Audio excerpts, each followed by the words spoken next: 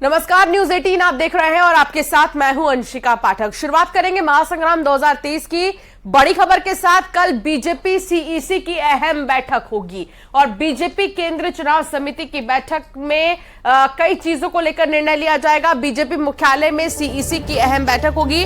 प्रधानमंत्री नरेंद्र मोदी की अध्यक्षता में सीईसी की बैठक होगी। तो कल की ये बैठक बेहद अहम है, बेहद खास है और प्रधानमंत्री नरेंद्र मोदी इसकी अध्यक्षता करेंगे। मध्य प्रदेश के दावेदारों को लेकर, दावेदारों के नामों को लेकर खासतौर पर फैसला लिया जाएगा, क्योंकि अभी तक मध्य प्रदेश में उम्मीदवारों के नामों का ऐलान पूरी तरीके से नहीं हुआ है। कुछ ही उम्मीदवारों के नामों का ऐलान किया गया है, लेकिन आगे भी नामों का ऐलान अभी करना बाकी है, जिसको देखते हुए बीजेपी की तरफ से कल सीईसी की बैठक होगी और इस सीईसी की बैठक की अध्यक्षता प्रधानमंत्री नरेंद्र मोदी करेंगे, जो कि दावेदारों के नामों को फाइनल करेंगे। यानी कि 1 से 2 दिन का और इंतजार, जब नामों का ऐलान हो जाएगा। बीजेपी केंद्रीय चुनाव समिति की कल बैठक होगी और बीजेपी की इस बैठक को कई मायनों में खास माना जा रहा है। तो भारतीय जनता पार्टी की रणनीति है कि ज्यादा से ज्यादा सीट इस बार चुनाव में लेकर आने की, जिसको देखते हुए बीजेपी कोई कसर नहीं छोड़ रही। कई बैठकों के बाद फैसले लिए जा रहे हैं और एक बार फिर कल अहम बैठक है, सीईसी की बैठक है। अशरफ काजमी हमारे संवाददाता साथ जुड़ गए हैं और वासु चौरे भोपाल से जुड़ गए हैं। अशरफ, सबसे पहले आपके पास इस बैठक को लेकर क्या जानकारी आपके पास है, और कल क्योंकि ये बैठक पीएम मोदी की अध्यक्षता में होगी, कौन कौन से नेता इसमें और शामिल होंगे?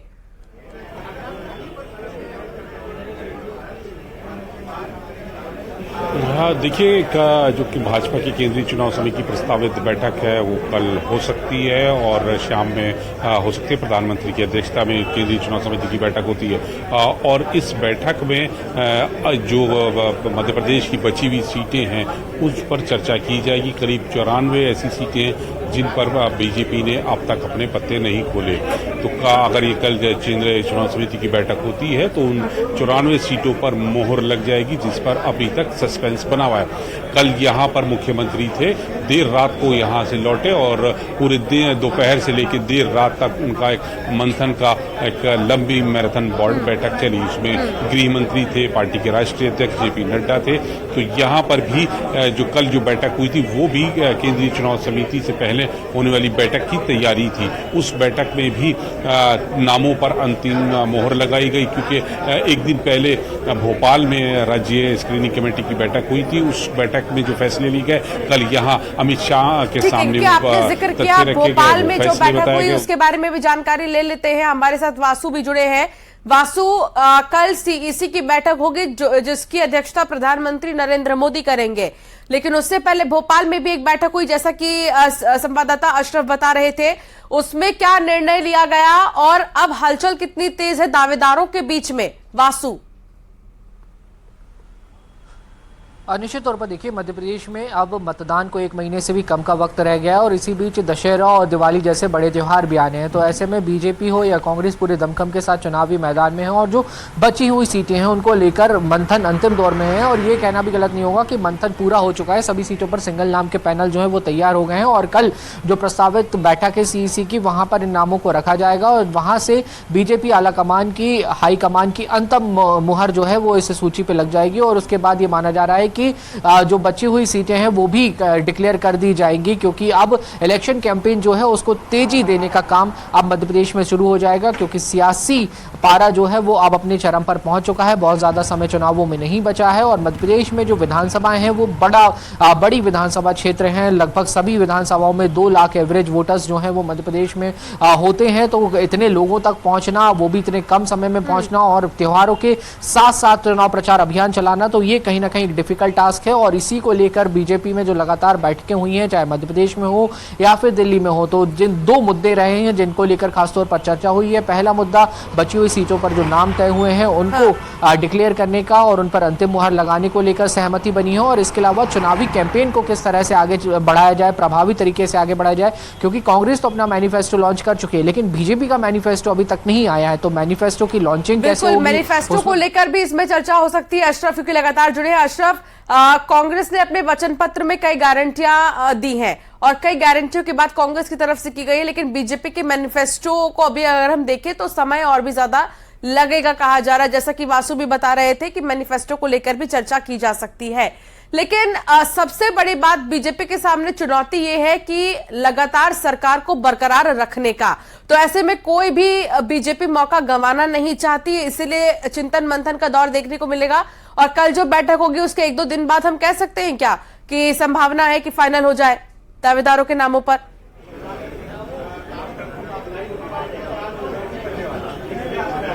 बिल्कुल, देखिए जैसे ही केंद्रीय चुनाव समिति की बैठक होगी उसके बाद जो सस्पेंस बना हुआ है कि सूची कब जारी होगी, किसको उम्मीदवार बनाया जाएगा, 94 सीटों पर जो अब तक सब दावेदारों को लेकर अटकलें लगाई जा रही वो खत्म हो जाएगा, क्योंकि समय बहुत कम है। आज 18 तारीख है, 17 तारीख को मध्य प्रदेश में एक ही चरण में मतदान होना है, तो 1 महीने से कभी भी कम का समय है। तो इस लिहाज से देखें तो बीजेपी के पास समय बहुत कम है और जो उम्मीदवार होंगे उन्हें भी प्रचार का समय चाहिए, तो उनके लिए भी प्रचार का समय को, तो इन सब कारणों की वजह से बीजेपी अपनी जो सूची है वो जल्द से जल्द जारी करने का काम करेगी, क्योंकि जितनी जल्दी बीजेपी ये सूची जारी करेगी तो प्रत्याशी भी मैदान में जाएंगे और लोगों से जनसंपर्क।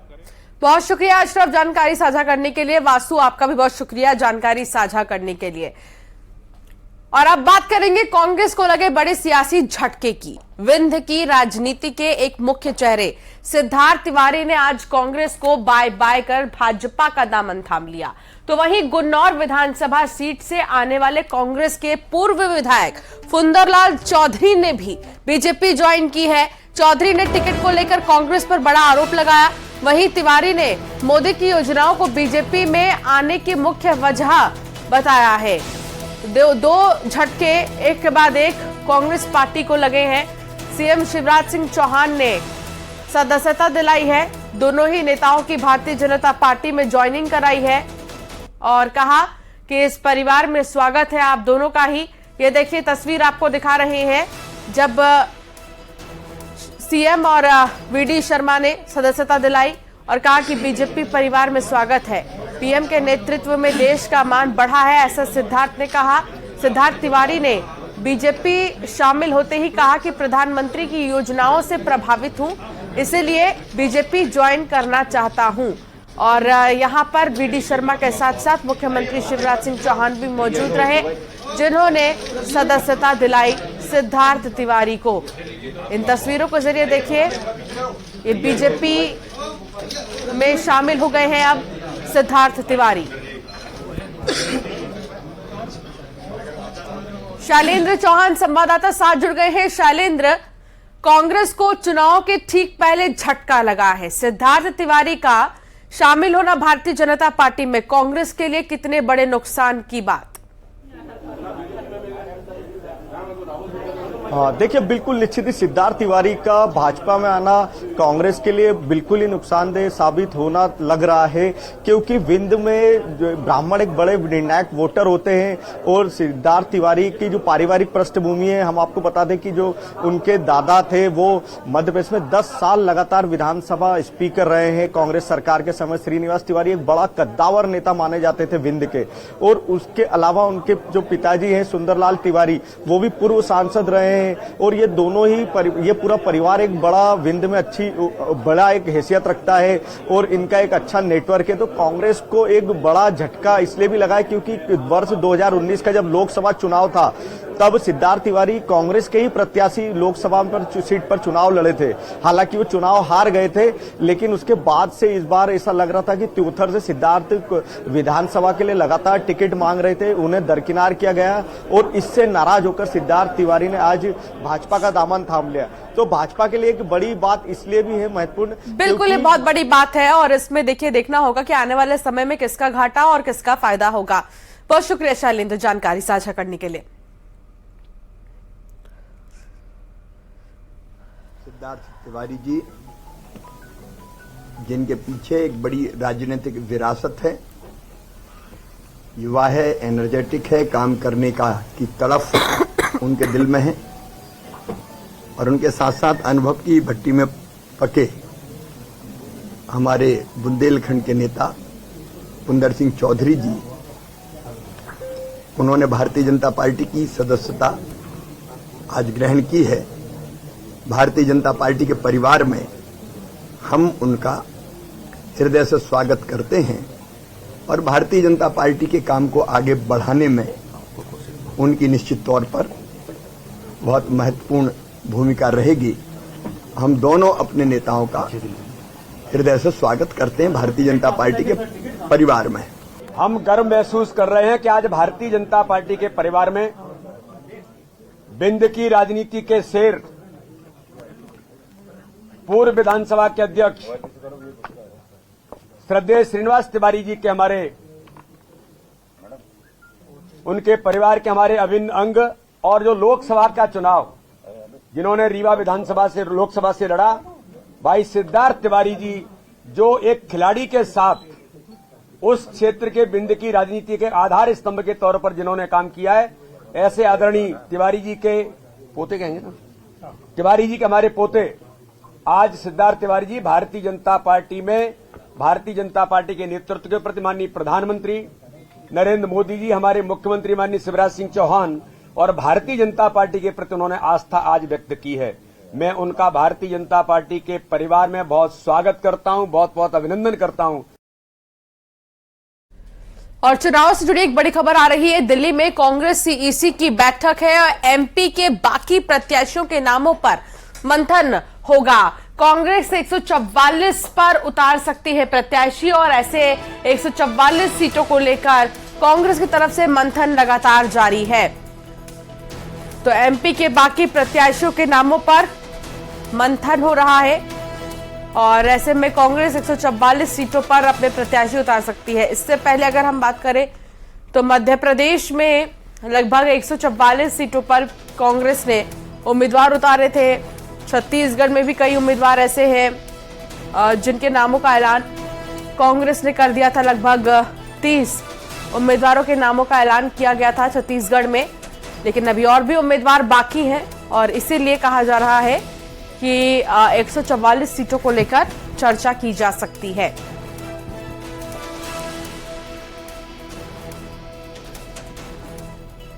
तो एमपी के बाकी प्रत्याशियों के नामों पर मंथन अभी होना बाकी है और ऐसे में सबसे बड़ी बात यह है कि लगातार आप देख रहे होंगे कि बैठकों का दौर चल रहा है। तो समाजवादी पार्टी के संगठन की जो ताकत मध्य प्रदेश में है, वही कांग्रेस के संगठन की ताकत उत्तर प्रदेश में है। अगर कांग्रेस भाजपा को हराना चाहती है तो मध्य प्रदेश में समाजवादी पार्टी के हिस्से की सीट कांग्रेस को देनी पड़ेगी और ऐसा कहना है फखरुल हसन चांद का। पार्टी के कांग्रेस के प्रदेश अध्यक्ष के बयान पे समाजवादी पार्टी को कोई भी टिप्पणी नहीं करनी है, लेकिन समाजवादी पार्टी ने जब भी किसी दल से गठबंधन किया है तो बड़े दिल के साथ किया है। समाजवादी पार्टी के संगठन की ताकत जो मध्य प्रदेश में, वही उत्तर प्रदेश में कांग्रेस के संगठन की ताकत है।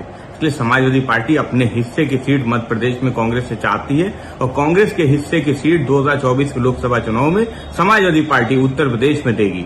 लेकिन अगर भारतीय जनता पार्टी को हराना है तो कांग्रेस को बड़ा दिल दिखाना पड़ेगा। समाजवादी पार्टी भारतीय जनता पार्टी को हराने में पूरे देश में सक्षम।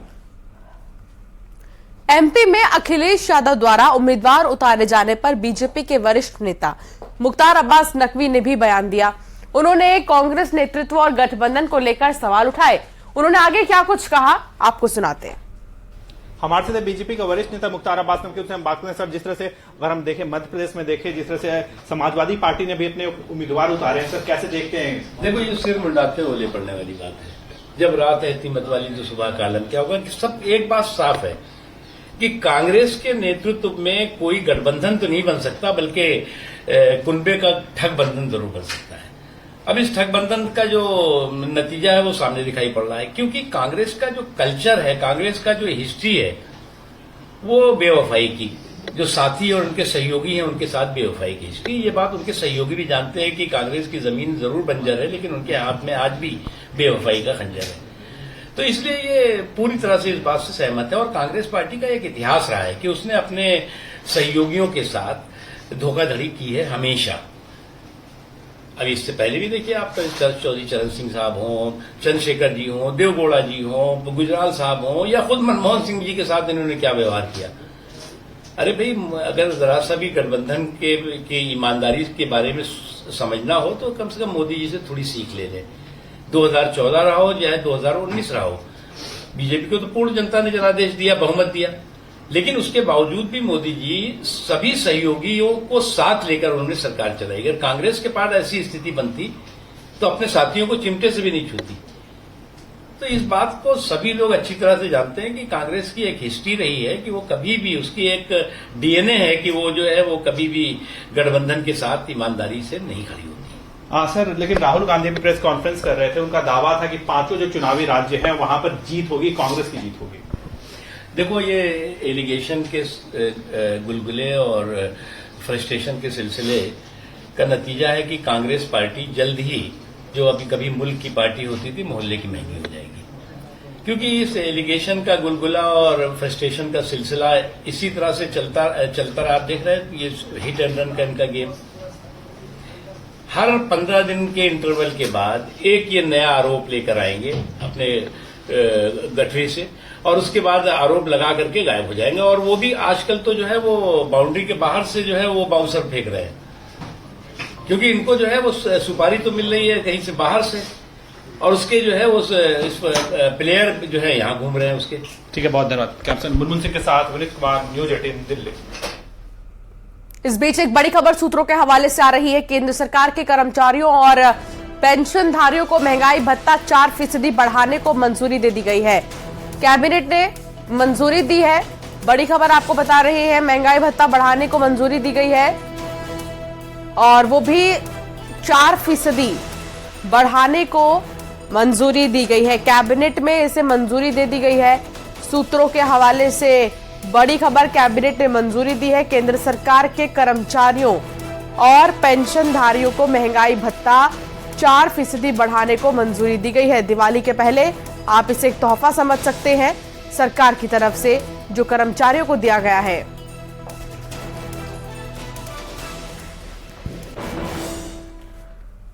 बड़ी खबर भोपाल से आ रही है, जहां निर्वाचन आयोग के उम्मीदवारों पर पैनी नजर है। मीडिया और उम्मीदवारों पर पैनी नजर है। 30 कर्मचारी 24 घंटे मीडिया पर नजर रख रहे हैं। प्रचार प्रसार पर निगरानी रखी जाएगी। मीडिया मॉनिटरिंग और सर्टिफिकेशन सेल गठन किया गया है, जो कि 24 घंटे मीडिया पर नजर रख रहे हैं। 30 कर्मचारी प्रचार प्रसार पर भी निगरानी रख रहे हैं। मीडिया मॉनिटरिंग और सर्टिफिकेशन सेल का गठन किया गया है, जो कि 24 घंटे मीडिया पर नजर रख रही हैं। मीडिया और उम्मीदवारों पर नजर है इनकी। निर्वाचन आयोग के उम्मीदवारों पर पैनी नजर। तो दूसरी तरफ सोशल मीडिया अकाउंट्स पर भी किसी तरह का प्रचार ना हो, इसको भी ध्यान में रखा जा रहा है।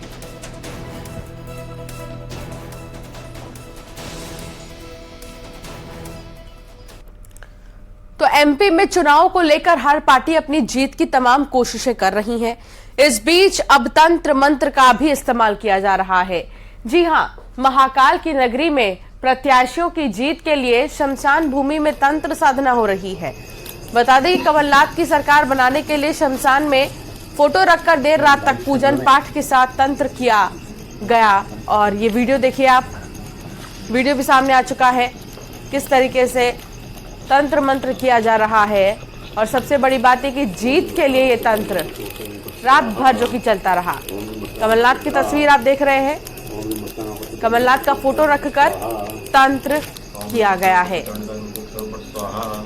तो चुनाव के लिए एक तरफ जहां प्रचार प्रसार तमाम वादे, तो दूसरी तरफ तंत्र मंत्र किया जा रहा है। शमशान में तंत्र साधना हो रही है और कमलनाथ का फोटो भी आप देख सकते हैं, फोटो रखकर तंत्र किया जा रहा है।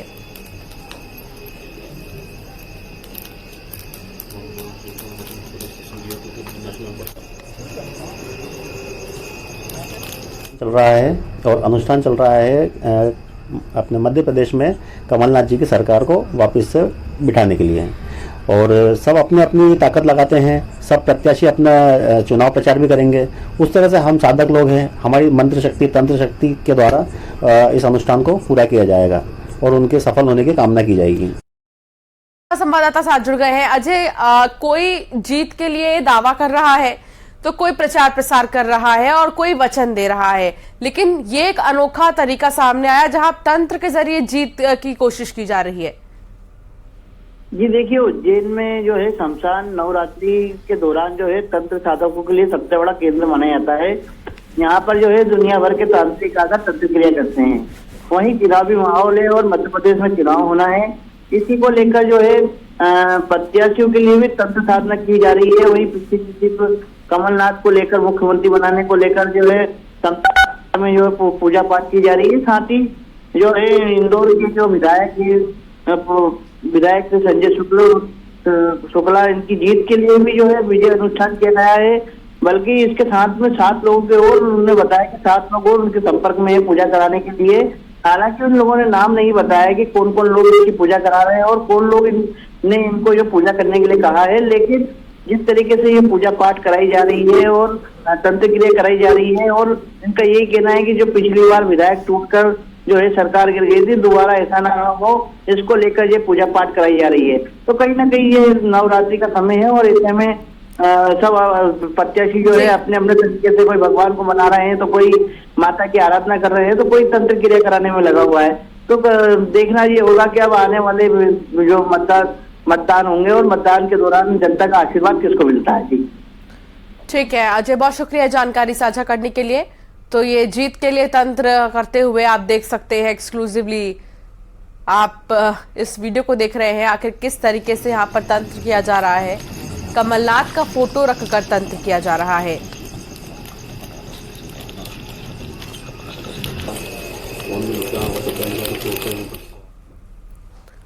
बड़ी खबर रीवा से आ रही है, जहां मजदूरों पर पुलिस ने लाठी चार्ज कर दिया। रीवा में बवाल देखने को मिला है। मजदूरों और पुलिस के बीच लाठी चली है। पुलिस पर पत्थरबाजी और आगजनी की घटना हुई।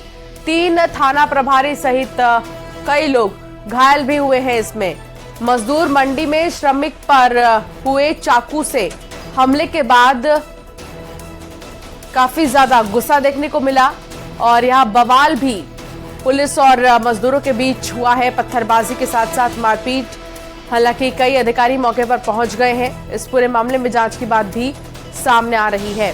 कहा यह भी जा रहा है कि उपद्रवियों की धरपकड़ शुरू कर दी गई है और जिले भर की पुलिस सहित पुलिस लाइन का भी बल मौके पर आ गया है। देखिए किस तरीके से आगजनी की गई है और यहाँ पर मौजूद कई गाड़ियों में आग लगा दी गई। आग के हवाले इन गाड़ियों को कर दिया गया है। फिलहाल गुस्सा है ये और इसको लेकर आज बवाल देखने को मिला। मजदूर पर हमले के बाद ये बवाल नजर आया है। पुलिस ने कई मजदूरों पर लाठीचार्ज भी किया है, लेकिन अब इस पूरे मामले में जांच पड़ताल होगी। कहा यह भी जा रहा है कि 3 थाना प्रभारी भी इसमें घायल हुए हैं।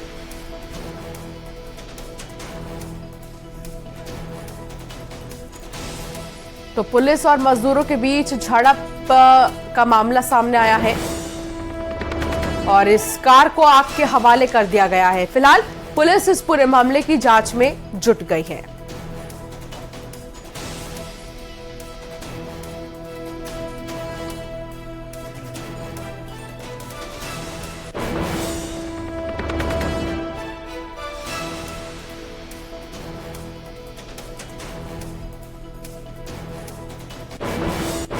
तो पुलिस और मजदूरों के बीच किस तरीके से झड़प हुई और उसके बाद मजदूरों का गुस्सा, जहां वहां पर मौजूद कई गाड़ियों को आग के हवाले कर दिया मजदूरों ने। मजदूरों को लेकर पुलिस की जांच जारी है और ये कोशिश की जाएगी कि जिसने भी इस तरीके से उपद्रव मचाया है उन पर कार्रवाई हो। हालांकि इस पूरे मारपीट में और बवाल में 3 ऐसे थाना प्रभारी हैं जो कि घायल हुए हैं, जिन्हें अस्पताल में भर्ती किया गया है। 2 गाड़ियों को आग के हवाले कर दिया गया, लेकिन एक गाड़ी जो यहाँ पर दुकानों के बाहर मौजूद थी उसको आग के हवाले कर दिया गया। अब पुलिस की ये कोशिश है कि जगह जगह से, जिले भर से जिन लोगों ने इस तरीके से उपद्रव मचाया उन पर कार्रवाई हो, उन पर मुकदमा दर्ज हो। और इससे पहले बीते कुछ दिन पहले मजदूर पर हमला हुआ था, जिसको लेकर बाकी के मजदूरों में गुस्सा जाग उठा और फिर वो यहाँ पर उपद्रव करने पहुंचे। लेकिन पुलिस ने जैसे ही उन्हें रोकने की कोशिश की तो यहाँ पर मौजूद गाड़ियों को उन्होंने आग के हवाले कर दिया और आग के हवाले करने के बाद मजदूरों और पुलिस के बीच भी तीखी नोकझोंक देखने को मिली। पुलिस ने लाठीचार्ज तक किया तमाम मजदूरों पर। अब वो यहाँ से जा चुके हैं, लेकिन नुकसान की ये तस्वीर आपके टेलीविजन स्क्रीन पर।